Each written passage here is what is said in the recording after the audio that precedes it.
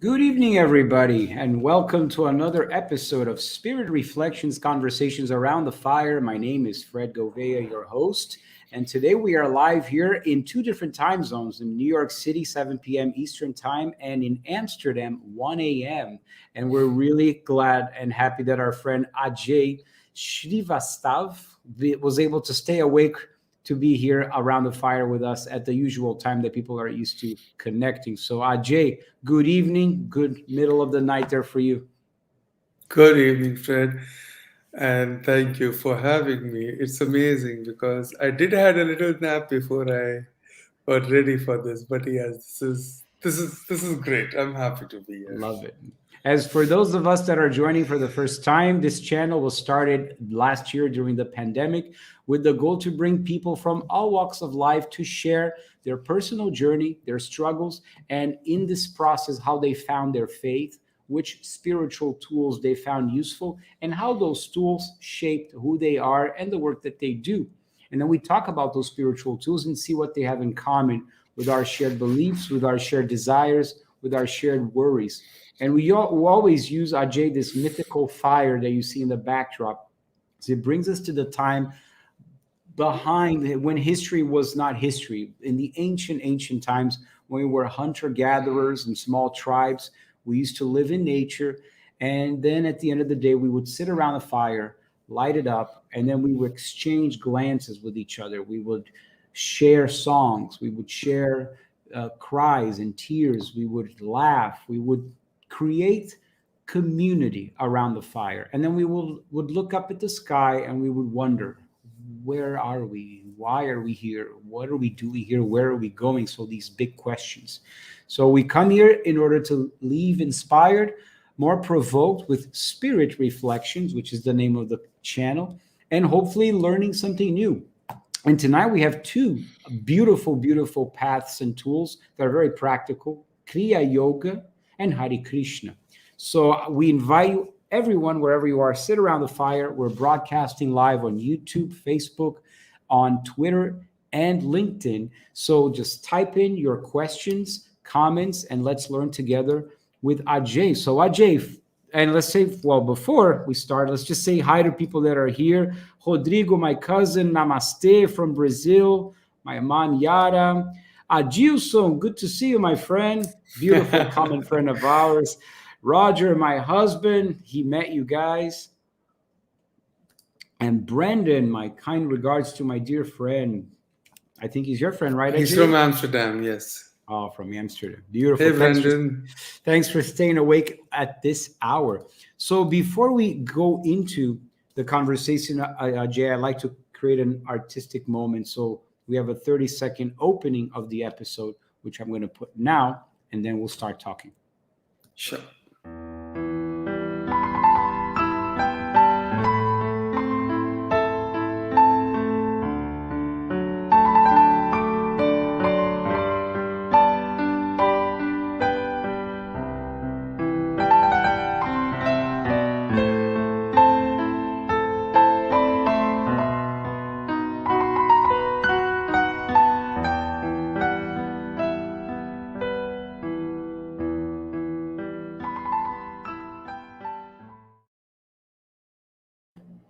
All right. Now that we've settled in, tell us about first your personal journey, Ajay. Tell us where you're from, your upbringing, and how you went from India to New York City. Yeah, I'm originally from India, born, brought up there. My education has been in India, and I come from a very liberal background. My parents come from two different faiths, and I have been educated in a convent school, so I had a lot of mixture of faith growing up. But the best part was that being brought up in a very liberal family where religion was not a strict something that we had to follow. We were given the freedom to do what we believed in. And if there were ceremonies at home of different religions or in school, it was a free will to participate or not. So I think that laid my foundation for belief in different religion, but more than that, curiosity to find out what it is exactly. And that was, I think, that when I think of my life way back, I feel that is the core of the foundation which my parents subconsciously, or they didn't even realize, they laid for, at least for me, Okay. to know what more is there, you know. So anyway, I grew up in India, moved to New York, and I think I moved to New York for a specific reason. Practically, it was more to pursue my passion to launch my clothing brand, because my dream was to launch my clothing brand in New York. But when I look at the bigger picture, it was not technically that. It was more to discover me and be stronger in my faith. Because if I would have lived back in India, when I think of it today, I would have not been the person that I am, and my faith would have not been what it is today. New York create the path for me to. So, in what ways does New York shake you and shape you when you first arrive?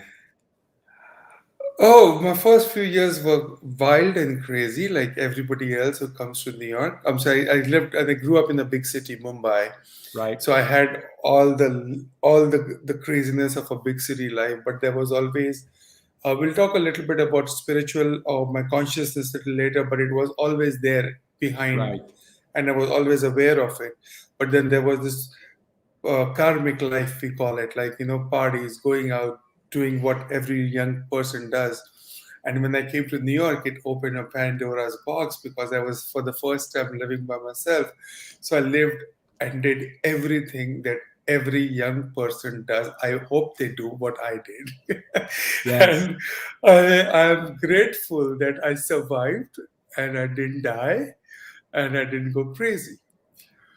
But after that high, professionally and personally, I had, while I was doing that life, I started stumbling upon a lot of different groups and organizations in New York, where I was simultaneously searching and trying. So when I say New York, the base was set there, because the access is so easy when you are in New York to any foundation, anything you want to do. I'm not just talking spiritually, Right. professionally, personally, whether it is, you call them vices, whether it is, experimenting with life in any form, it's Right. all there.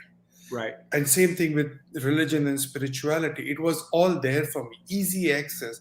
From my home, I could walk to a yoga studio or to a Sufi center or to a Sikh organization or anybody, you name Yeah. it. So that kind of opened it up for me. And so yeah, that's why I feel that I was brought to New York to get on the path that where I am. And I think the icing on the cake was moving to Amsterdam and COVID. It Oh, just how put like the so? cherry on the cake, because I was very clear on my path.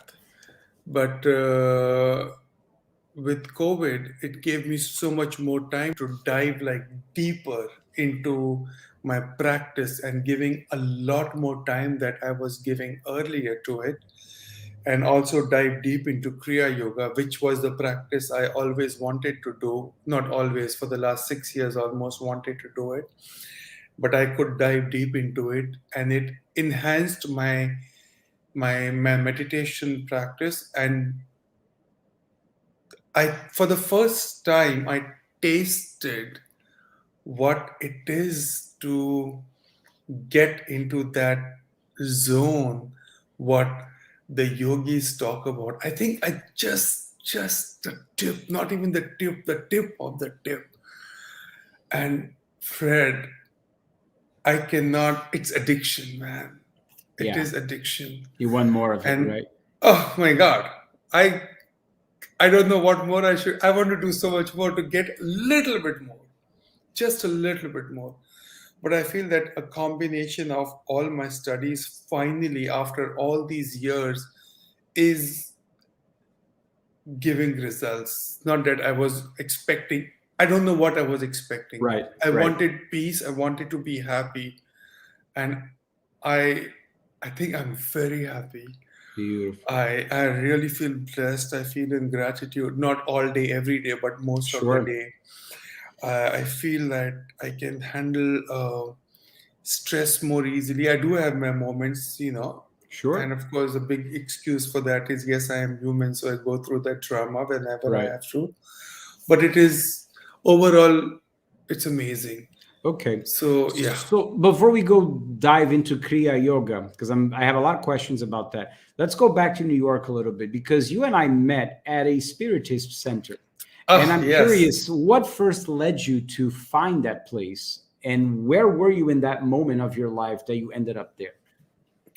First thing I'll tell you, I have a couple of organizations that I have been very deeply involved with and who have helped me change and is in me. It is a part of me and will always be. And I'm not being arrogant about it, with all humility. Like the Hare Krishna, ISKCON is my life. Like, followed by Kriya Yoga and the Spiritism. And all these three organizations where I've settled down, they found me. I didn't go searching for them. I So that see. is one thing I want to be very, very, yeah. They say that when you're ready, the guru comes to you. Yep. All these three organizations actually came to me. Nobody recruited me there. Nobody volunteered for me to go there or talk me So into it. did you just walk through the front door? I mean, So, how? yeah, exactly. For ISKCON, I just walked into the temple. I lived in New York for almost 9 years. I went to East Village to every bar, every club, every XYZ places, but I never entered the temple. I had no idea the temple existed. And when I was in Mumbai, the temple was there near my best buddy's house. I went there twice or once a week to hang out with him. We ate dosa and pan right next, not in the block, half a block away from the temple, and I never knew the temple existed. And that's the Batki Center, right? No, this one in Mumbai I'm talking Oh, about, and okay. then the In Bhakti Mumbai, Center. Yeah, in in New York. Mumbai, ISKCON Temple, but in New York, the Bhakti Center, I had no idea there was anything like that existed. I went to the bar right next door so many times. I cannot tell you, Frank. There was a drag restaurant called Lucky Chen. I don't know Uh-huh. if you remember. I No. went there so many times, right opposite the Bhakti Center. So one But day you just walk in. so no, it was, yeah, just little. I'll make it real short. I was in between apartment. I had no time to look for an apartment, and I was looking online for a place to stay till I get an apartment. And I was a vegetarian anyways at that point, and I was looking for a vegetarian apartment, and I saw this ad for a vegetarian apartment share, and I responded to the ad. And the person said, okay, I can come see the place. And it was like a it was Sure. a room in a Shared apartment apartment. with a couple of other people. But what really attracted me was that it had a vegetarian kitchen. So I was like, sure, I'll come see it. And it's so strange because that was the night I was leaving my apartment, and I booked myself in a hotel because I couldn't Okay. find a place. I was very specific of what I was looking for. Well, I packed everything and I went to the temple. I did not know it is a temple to see the place. So they used to rent out rooms on the sixth floor of the building. They have a whole building Right. temporarily. I walked in, and I know when people say this, I thought they were being dramatic, but it happened with me, Fred. There was magic. I had no idea what that place is. The person, Chaitanya Prabhu, his name is, I'm saying he's the one technically who recruited me, I would say. But he's the one who not recruited me, he said he met me at the gate, and while we were getting in the elevator, I'm like, in my heart, I cannot explain, Fred. I don't know. You have what? It's You your felt individual something journey. strong. Yeah, it's your. I get so emotional about it. It's your individual journey. You have to experience it. Nobody else Right. can explain that. Well, I went to the sixth floor. I was reading a book on Osho, so I had his book. Osho. He's Yeah. been Osho. He's also been one of the person who I've cherry picked a couple of things from his teaching, not everything, Nice. but some of it, of course. And I saw the room. It was a small room, very small, with a bunk bed.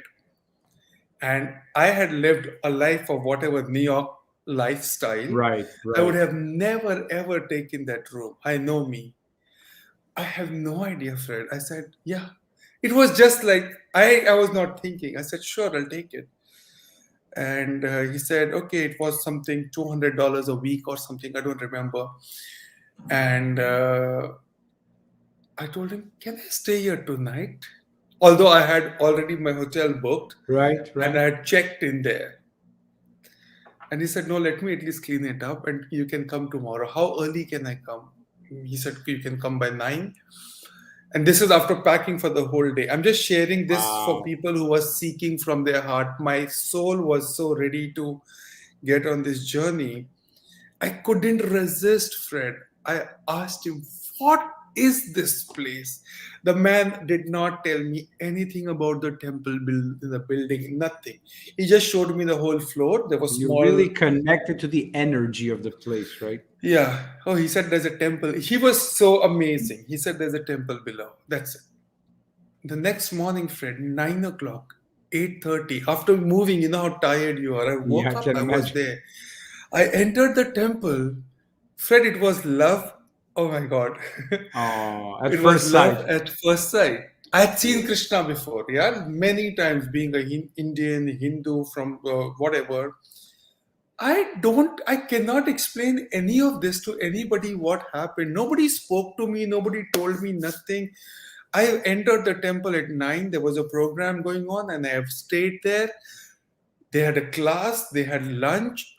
I just did not want to leave that Yeah, specific room.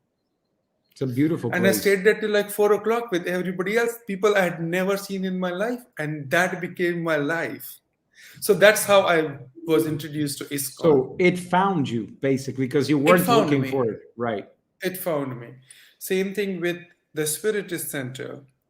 One day I thought I'm dying, and I knew I'm dying that day for some reason. This was after I was in No, the temple. explain There was explain a some little further to us. What do you mean? a back end story. A friend of mine messaged me. I was feeling I will see her, and she messaged me. I'm gonna go really fast. Yeah, she messaged me that I want to. I've been seeing your mom in my dream for a very long time, and she's not in a good place. And we had a fallout with my friend, and she said, I don't know why she's in my dream. And I said, I was feeling that I will see you, Nahid. I don't know if she's watching right now. And I told her that, hey, had a great feeling that I will see you on Friday. This was Friday, yeah. I said, I had a strong feeling I will see you in the garment district. And Saturday morning, she emails me and I'm like, okay, let's catch up. She said, I don't know why your mother is in my dream and she wants me to talk to you. Not in my dream. I'm seeing your mother. I can hear her. And Right. I'm telling her to stop talking to me. And I had no idea what mediums are. No, nothing. Yeah. And I said, let's meet and talk. And she said, I can't stop crying. And she shared that with her husband as well, that, why is Ajay's mother talking to me? And this is the first time And I'm your sharing mother this. was still alive, or she had already No, passed she away had by that passed time? away. She had passed away Okay, almost like 5, 7 years ago. I see. But I was not in a good place during those days, Got it. mentally. I was not in a good place. And after I spoke to her, I don't know, Fred, I just felt that evening. And I think today I understand that it was a passive anxiety attack, but I did not know what that was. I just thought I'm going to die, but I was not panicky. I was not worried. I thought maybe there's something wrong with my family in India. So I called them up around 5:30 on Saturday, 5:36 in the evening, early morning.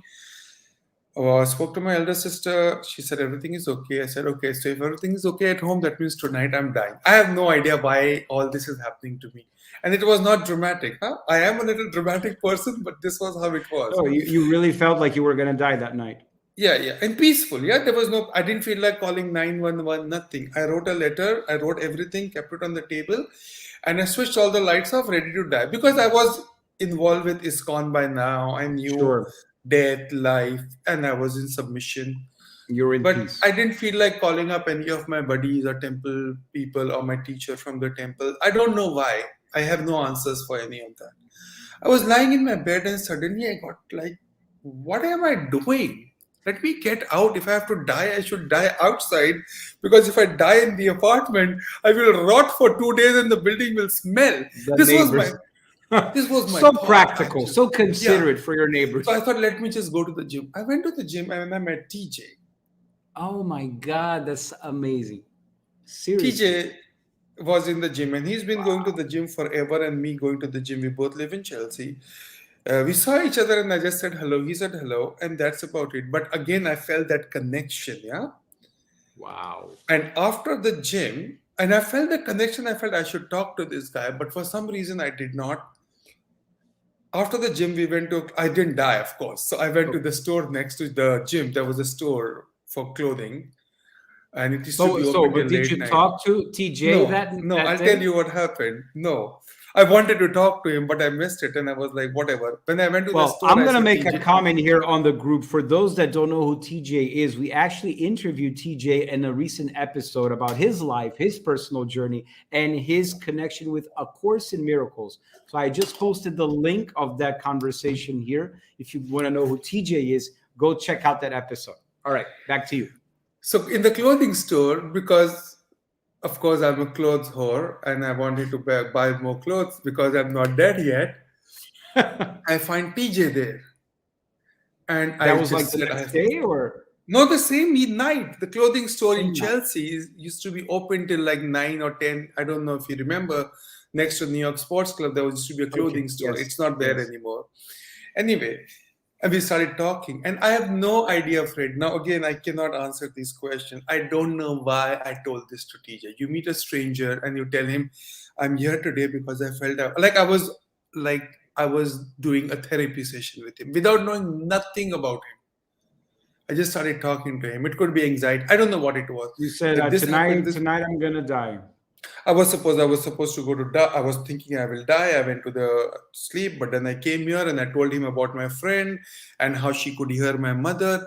And he said, "What are you doing tomorrow?" I said, "Nothing. What's up?" He said, "You come to I go to this center who talk to people who passed away and come tomorrow." And of course, the next day I was ready to go to what it was. And when I went there, it was again the same magic. And all of you people were there. And y'all created that magic for me. Beautiful. Fred, it was you. I'll tell you specifically. It was you, I think, Eduardo. It was Eduardo. Angela, Gilson, Angelita. These were the people, Elder. There was some magic in you guys. And the studies Lovely that I people, started, yeah, lovely. Oh, I'm saying I don't see there everybody every day, but there is a soul connection there. Yeah, for I sure. saw all of I'm Jenny. putting for those that don't know what Spiritism is or what this place is about that you went, check this place out. Inner Enlightenment Spiritist Society. That's where we met, Ajay and I. So check it out. All right, And then when back we to the story. started talking and I started listening to what they were teaching, it was exactly what Krishna talks about. But here, instead of Krishna, they were talking about Jesus. And for me, it was like reading the Bhagavad Gita through Christians or through Spiritists. Sorry, not Christians, but through Spiritists. I didn't find any difference. For the first time, I learned that Christ I learned from the non Hare Krishnas that Christ spoke about a reincarnation and the law of karma. I Right. was instantly attracted, but I also felt that this could be my next step from Hare Krishna to add this to my lifestyle of Hare Krishna because that's my family. Of course, there's no looking back after that, and whatever I've learned there is a part of my practice. Prayers, gratitude, a lot of things I've learned, and I will always be indebted to the center and all of you guys. And Yes. whenever I'm back in New York, I'll be back again on at least once a weekly basis. It was Yes. my therapy. They're a So great that's family. how, Yeah. yeah. And of course, you guys all became family. And during my worst phases of my depression, I know how many prayers happened in my house from all of you all. And I've attended, I was a part of the prayer meeting for people who left. And this was definitely a very satisfying experience to pray for people in need. When I sat in the Yeah. Thursday prayers to pray for people in need, for people who passed away. And my personal experience was when my sister-in-law was having my first niece and she was going through a very tough delivery. The center was praying for her and they asked me for her name and all of that, and it felt really nice. So anyway, that is how the Spiritism or Spiritist Center became my family and is and will be my family.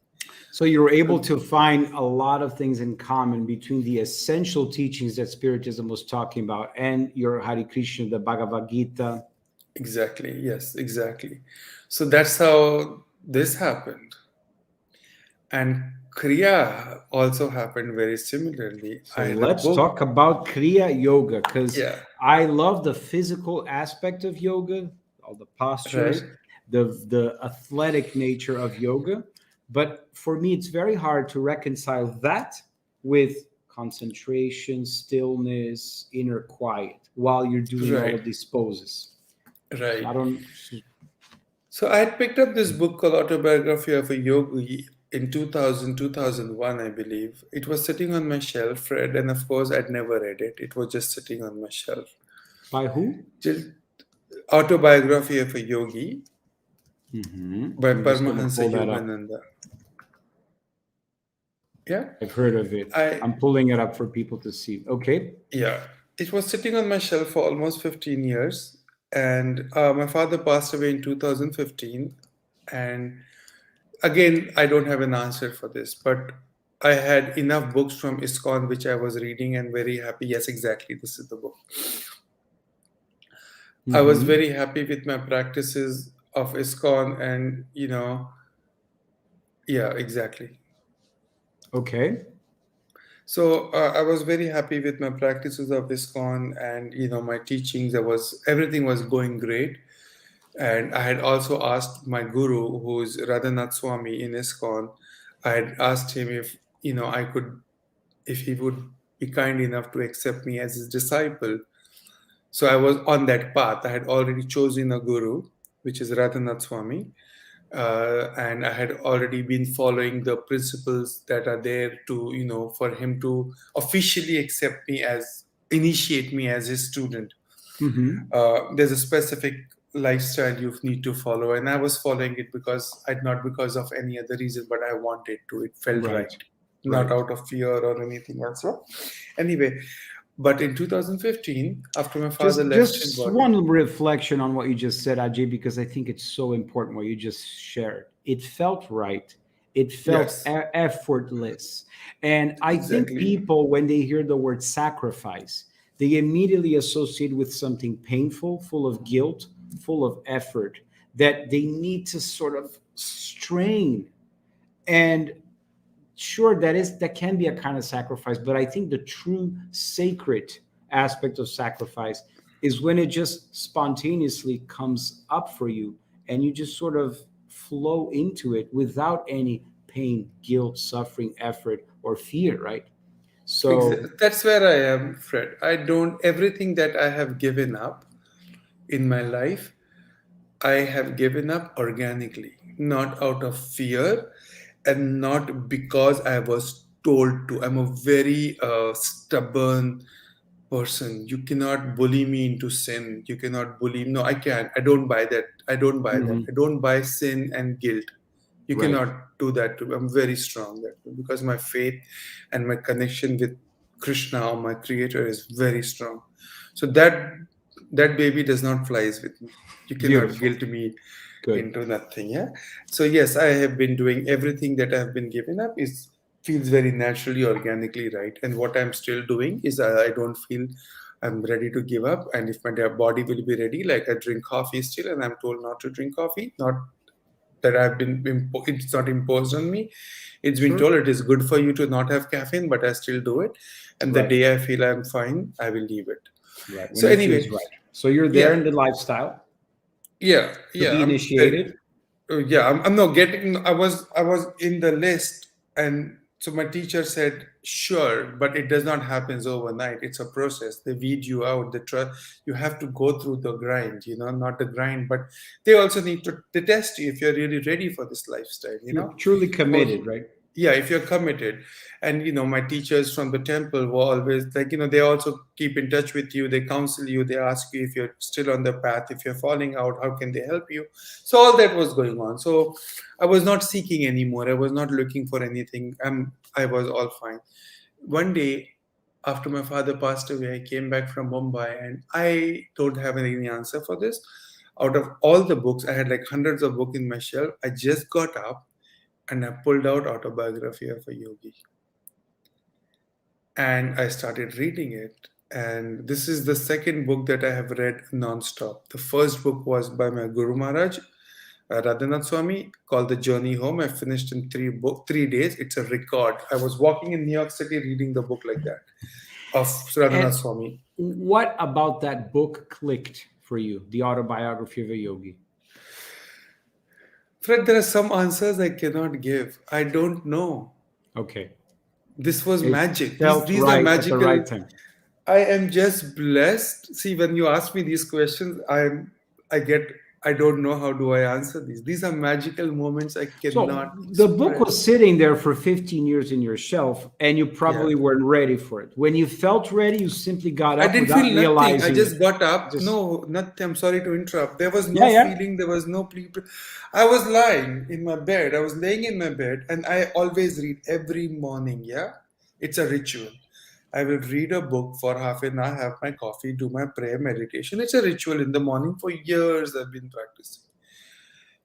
That morning, I was laying in my bed. I woke up, and the book that I was reading, I did not do that. I just pulled the book.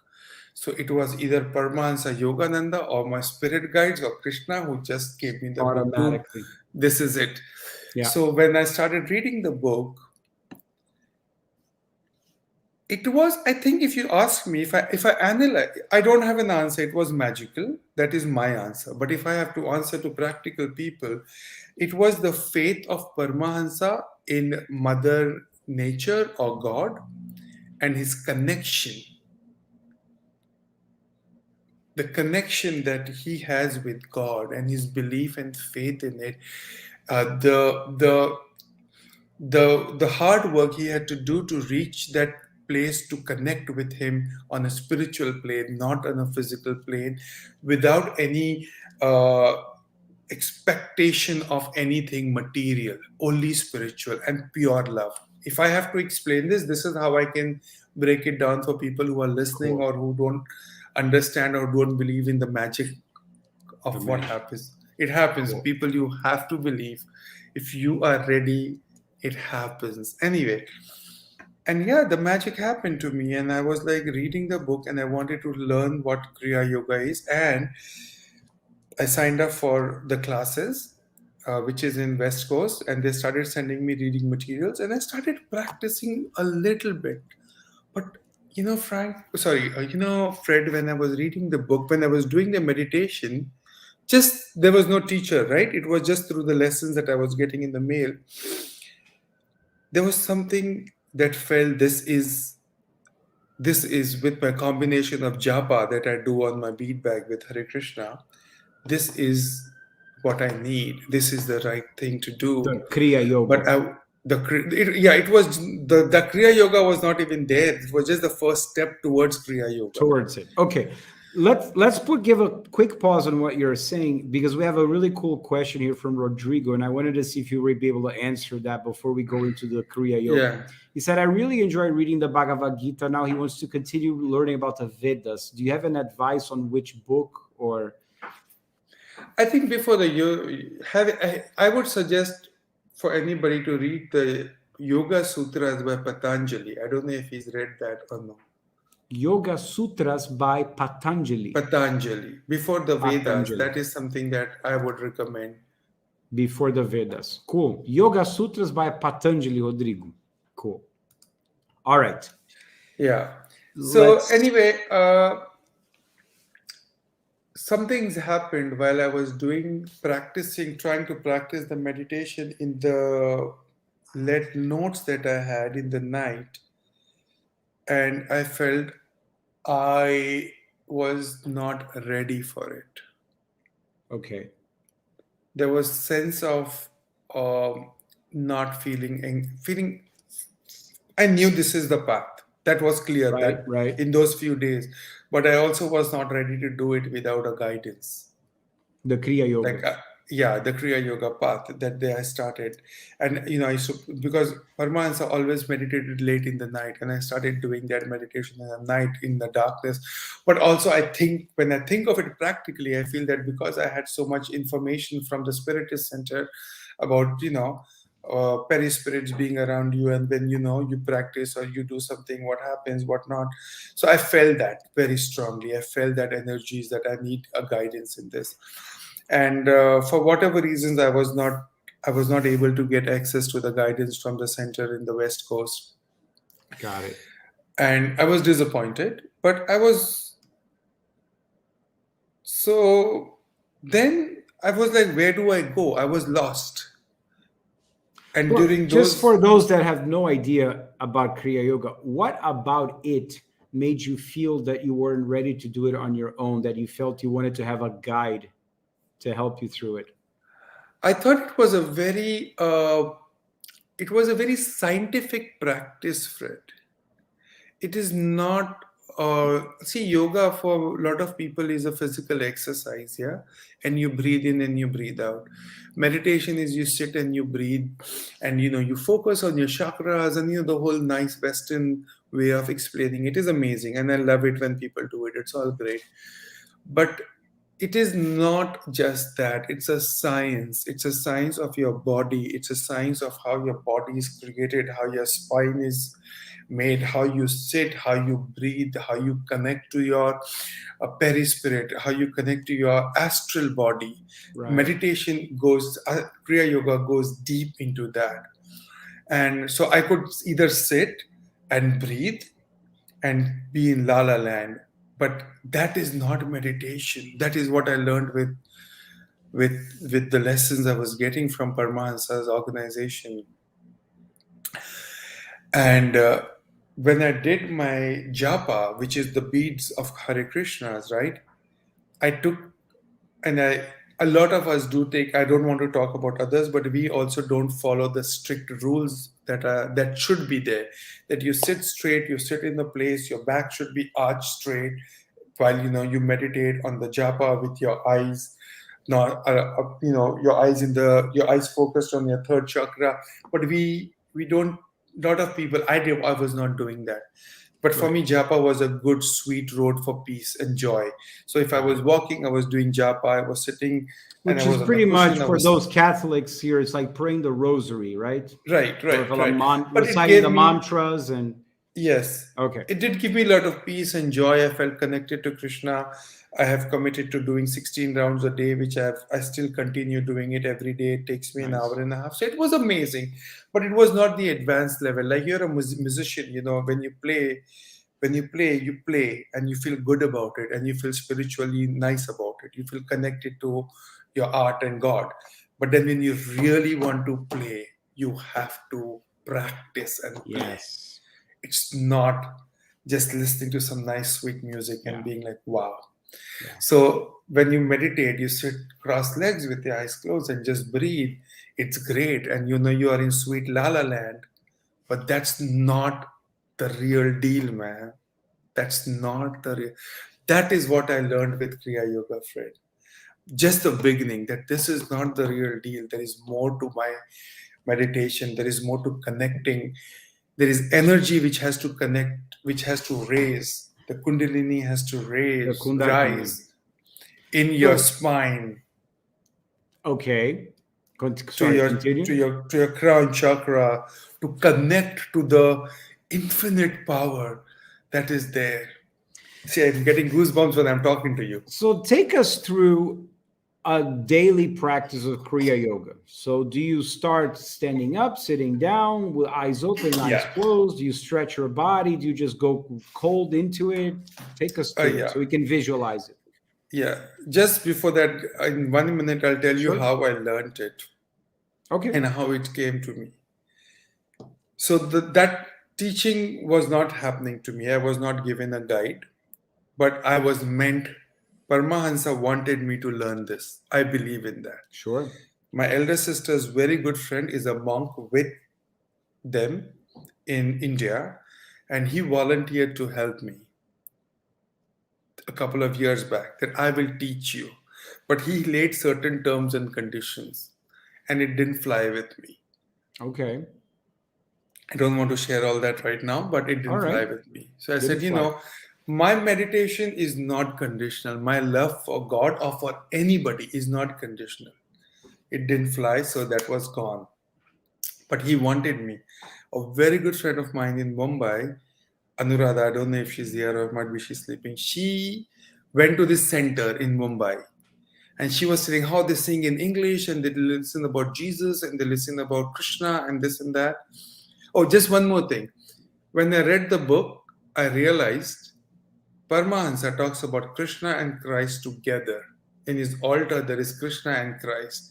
And I had my Krishna from ISKCON and I had my Christ from the Spiritist Center. And for anybody who's listening, this is not a made up story. This is happened with me. So I was reading about Krishna and Christ in two different centers. And when I pick up this book, his altar has Krishna and Christ. Oh, that So was a finally, this was connection. the third step of my meditation. Right. It just the Yeah. puzzle comes together. And a friend of my sister introduced me to a friend of mine, to a girl to whom I was talking to. One day we went out, and she said, "Oh, I am a follower of Paramahansa." For some reason, my sister wanted me to meet Kavita. Her name is. I don't know if she's listening, but she and my friend Anuradha were the instrument who took me to this center. Who was Ananda, who is basically a disciple of Paramahansa Yogananda. Yeah.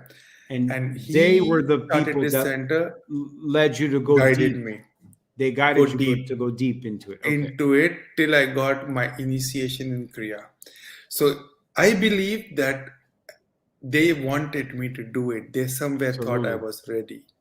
Okay. So the basic practice of Kriya Yoga, it's a long process. You don't get Kriya within, or you have to study, pass exams. There are separate sections. And I can give you all those names once I finish talking, and you can put them up in the link, for people Yeah, to for see sure. For where they sure. want to go.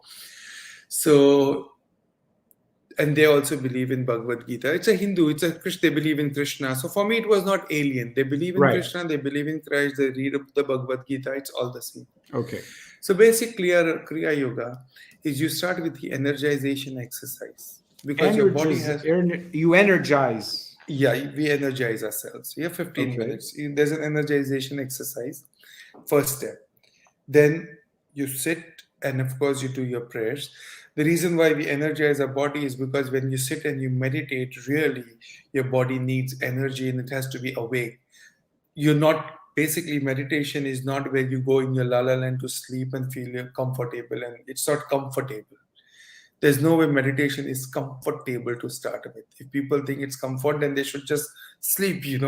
Don't do this. Sleep sitting down. Anyway, you So yeah. you this energizing the body before you start. Do you guide your imagination to go to every No, there's part a of your physical, body? it's a proper physical Ah, exercise. okay. Your So it's like a movement of your hand, stretch. legs, like Okay, everything, like got stretch, it. moving, like, Got it. Got it. taking your power breath in, Got it. breathing out. So you get So in energized. So many when ways, you, it sounds very similar to what the Chinese do before Tai Chi, which is Qigong, which is right, precisely hitting your body to wake it up, right? right. So we energize ourselves, and then, you sit in a position. Very important is you sit in the same place every day. Got You it. don't sit in different places. You have your meditation mat. You have a pillow which is like 6 inches above, so that your back is arched straight. We sit on a silk, or they suggest an animal skin or silk only because of the energy that gets, because the energy flows from the earth. So Right. you have to break it. And Krishna talks about it in the Bhagavad Gita. He says, you are ready to meditate, you sit on a coarse grass. He talks about it. And your back should be straight as an arch. So you sit in that position, you do a little prayer, and then you breathe. There is a breathing exercise, there's a breathing technique. And then there is something called the Hong Saw, which is I am that. You acknowledge your soul. I am that, You I tell am, yourself. yeah. And you breathe and you visualize that into your spine. And then there is an Om technique. So it's not, it's hard. It's hard. It's steps. You have to do it. Yeah. Yeah. Then there's an Om technique where you actually have to close yourself from the sound and hear your internal sounds. The So you vibration of basically the Om, right? vibration internally, Connect with the yeah, vibration. Okay. yeah, into all your chakras. And so this is all the prep work before you actually do the Kriya practice. And the Kriya practice is a sacred practice, which we are not supposed to disclose it. You have to own it, and your teacher is the only one who shows you exactly what is to be done. Mm-hmm. It's just a breathing technique. Breathing It's just a breathing technique, Fred. But that breathing technique changes worth it. everything. Everything. So you're not necessarily moving and doing downward facing No, dog. no, no, no, no, no, no, none Good. of this. No, The idea because is to I be, know nothing about it, so I will ask yeah, the dumb questions. All you right. please do. The idea is to be stillness, stillness Okay. is the key. My teachers in Ananda told me that they tell you that you have to be as still as possible. Even when you're sitting in meditation, right? Your shoulders have to be behind. I'm still a new student there, but so I cannot give more information. Like I cannot guide a lot. But they even say if your body is scratching, avoid scratching. Like the more still you are, the more you get in touch with your inner self and raise your energy. And the kundalini has to rise up from the last chakra going up. So there are a lot of experiences that you experience while you're doing all of this. Yeah, I haven't experienced any of that, what they talk about. Like you hear different kind of noises, you see. The only thing I Do you have feel the electricity at some you point? And you're feel it, yeah, you right. feel it when you do the kriya, the specific way of breathing in, holding the breath, and the other exercises, the mahamudra after the kriya. But the only thing I must tell you, friend, is out of my entire year and a half or 2 years of practicing kriya, there was only one time, for a split second, and this is not an illusion, I know this. I saw the light for a split second, the blue light that they talk about, which is not the first light. The idea is to see the golden light in the end. And when you evolve as a yogi So for, the I don't know, blue light is sort of a halfway towards the yeah, I golden light. just saw a glimpse of it. Because a lot of time, at least I'm blessed to be in a place where I know if I'm having an illusion or if I'm seeing something for real. Nice, I nice. can't talk. I'm numb. But No. what happened was amazing.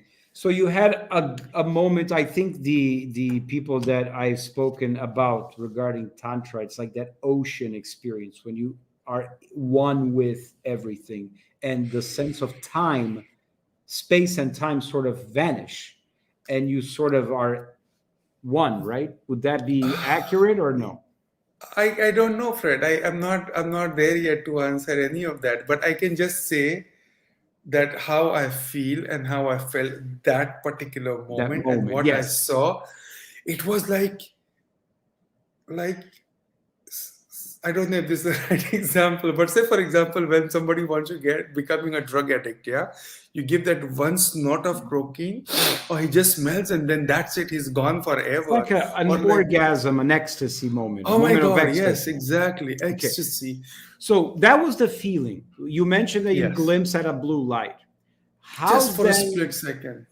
when you get back to yourself, what did you rationalize that happened?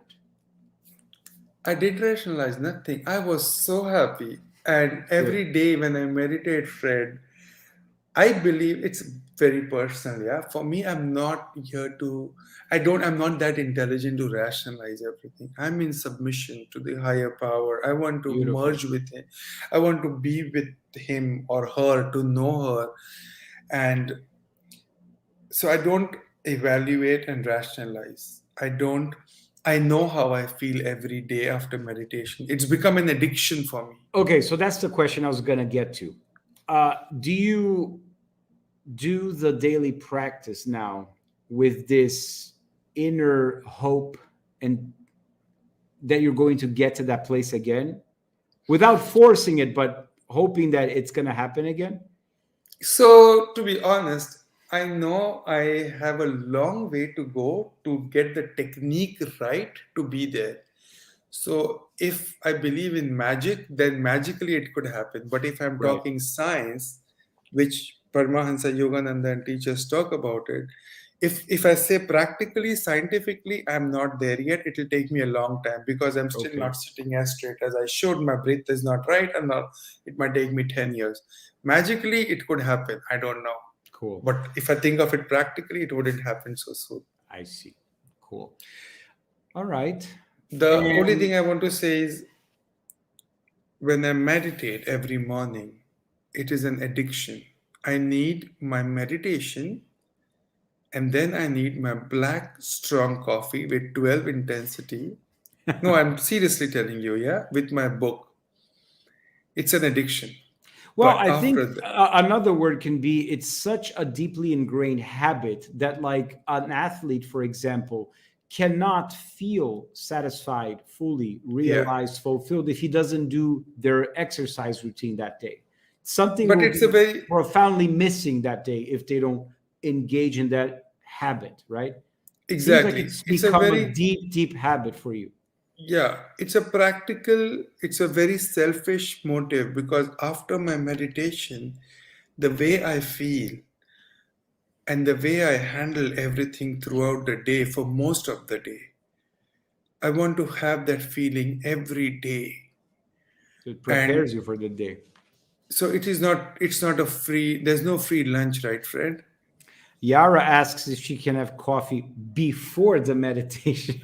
You know, you have to figure that out, Yara. I cannot tell you that. I don't drink coffee before meditation, but I'm a person, it's like 1:30, 1:50 in the night, I'll drink a coffee and I'll go to sleep. So I don't know about that. But you have to figure out your body. Ideally, I would say, ideally, I prefer to have my meditation practice in the morning, and On that's what an also the empty stomach, teachers right? say on the empty stomach. And in the night, at least give a gap of 2 hours after eating to do your meditation, especially the Kriya part. Nice. So yeah, I invest in it, Fred, because I have to work for it to have this. People tell me, Ajay, you're so happy always, you're so energized, you're so positive.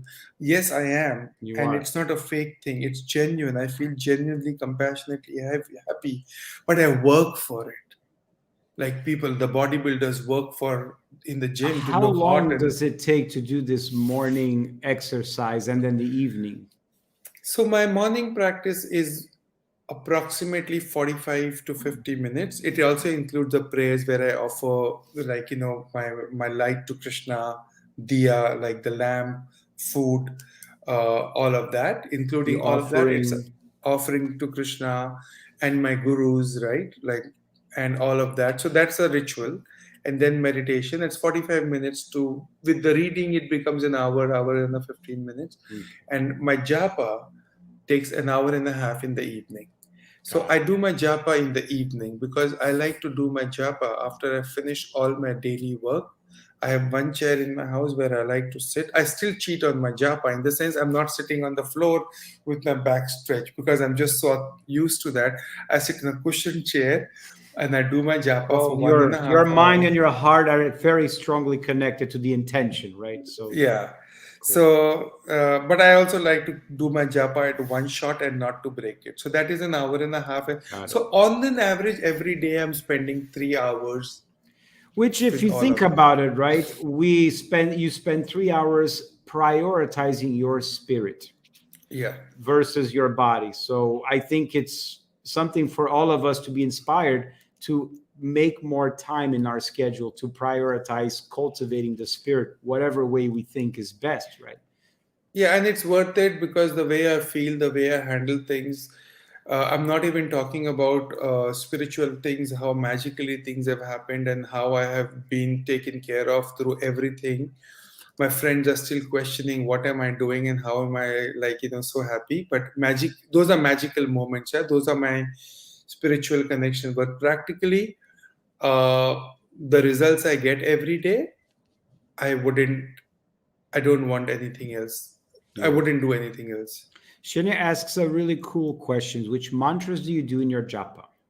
So my mantra is the mantra that we follow. I'll repeat. I say it. It's Hare Krishna, Hare Krishna, Krishna Krishna, Hare Hare, Hare Ram, Hare Ram, Ram Ram, Hare Hare. Basically, these are just names of God in his masculine and feminine forms. So we just take the name. So every bead I chant, I take the name of Krishna and his feminine Radha. Hare is Radha, which is his feminine energy. So it's a divine masculine and feminine. That's something that actually opens up a whole other conversation that I would be so fascinated for us to go deeper into, but I'm not sure that we'll have time for tonight. Is this completely free flowing masculine, feminine energy, female, male energy that Hare Krishna, the Hindu traditions have for God, without this very sort of separate, rigid structures that the West has more for mother, father, male, female. It seems like even going to the Bhatki Center and attending some of your rituals and your ceremonies, you see in the paintings all over the walls this flow of merging masculine and feminine in such a beautiful way. I think that's something for us to all think about, right? I think we all have that energy within us.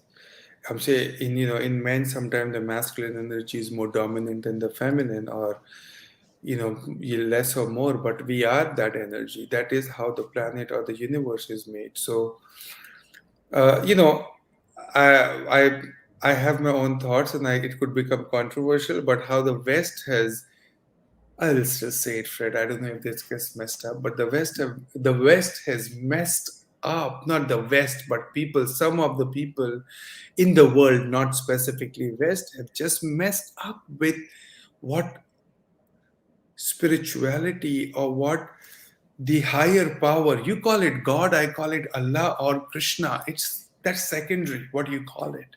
Right. Of how they've divided everything and put fear and male and God is man and this and that. That's so patriarchal. I'm saying, Right. Yeah. I Yeah. can talk about it and your show might get close, so I don't want to. No, I like it. I bet it's what a lot of people are thinking about. So that's why so many Westerners gravitate to Eastern traditions because of that lack that they perceive here. Right? They find it there. But when I went to the Spiritist Center, I realized that, the Spiritist Center is so real about how Jesus and his teachings are. It's very Sanatan. It is yogic. For me, it is Yeah. yogic.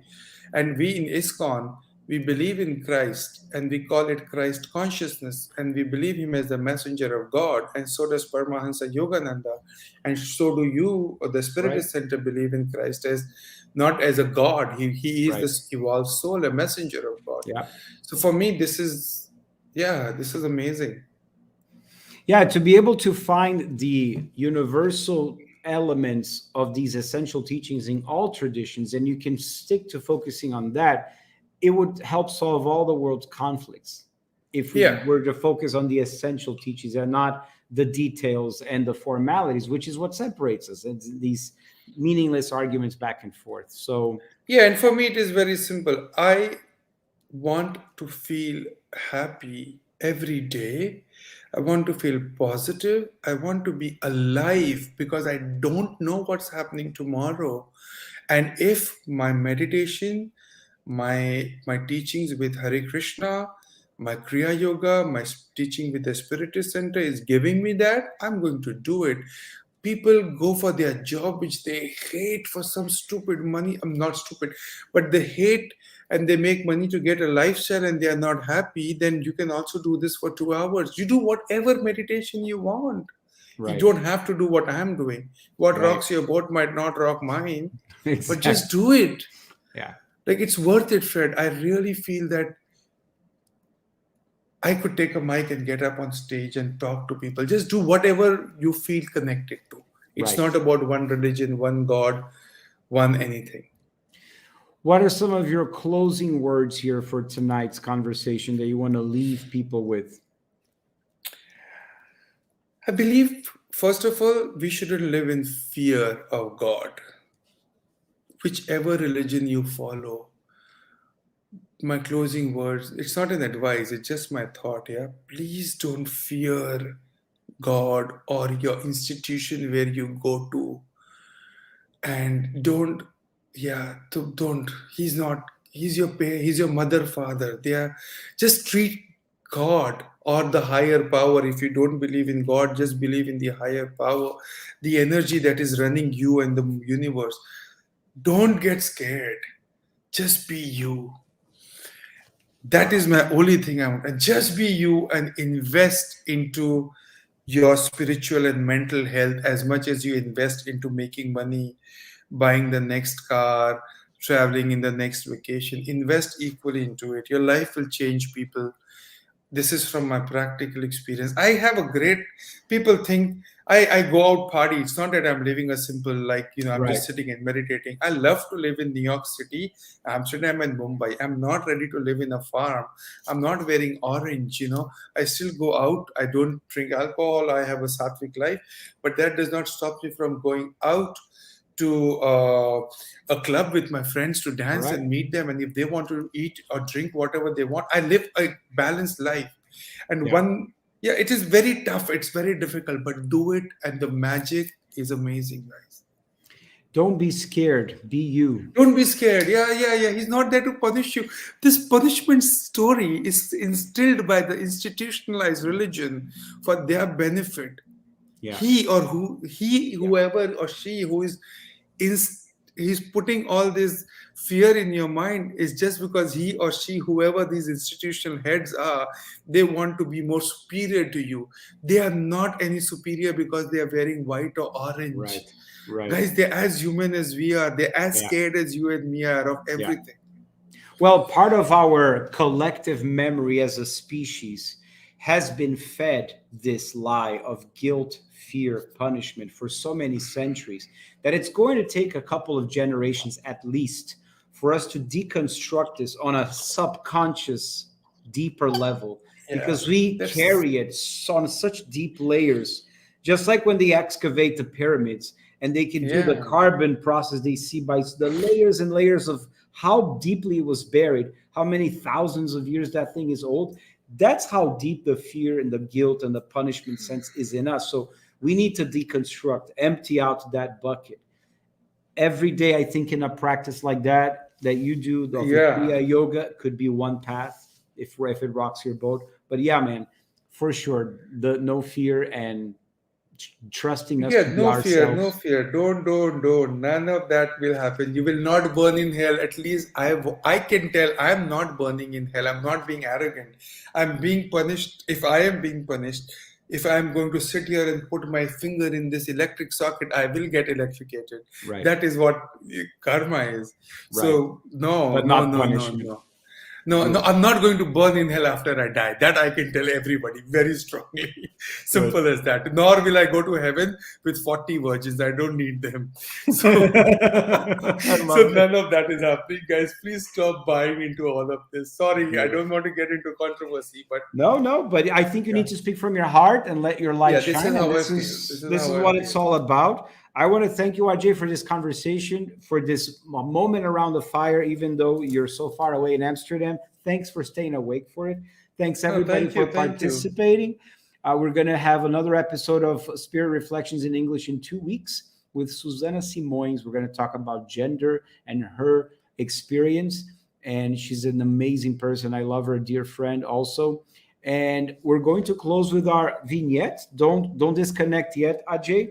I, But I just remind. have Go one ahead. thing. Sorry, Fred. I Yeah. just wanted to give some books if people want to refer. If Yes. yeah, one book I highly recommend is The Journey Home Okay. By who? by Radhanath Swami, my teacher. Okay. I'm gonna have to look at how you spell that later, but I'm gonna put it up now. Yeah, The Journey Okay. Home, the Bhagavad Gita, of course. Yeah, and if people want to just go and experience chanting meditation, they could always go to the Bhakti Center Yeah. every Thursday. at 7 o'clock. This is an open thing. They can just go and they can The sit. There's kirtan, no lectures. There's no nothing. Just chanting and just build community. music. These are the first steps. Just musically. It's beautiful Yeah. music, beautiful two Yeah. hours of amazing communion and connection with the community and with us as well. We're going to put all the names of these books that Ajay is going to send me. I'll put it in the description of the video. We're going to do our closing vignette here, and we'll hope to see you in the future episode around the fire. Thank you very Thank much, you. everybody. Good night. Thank you. Good night. Thank you.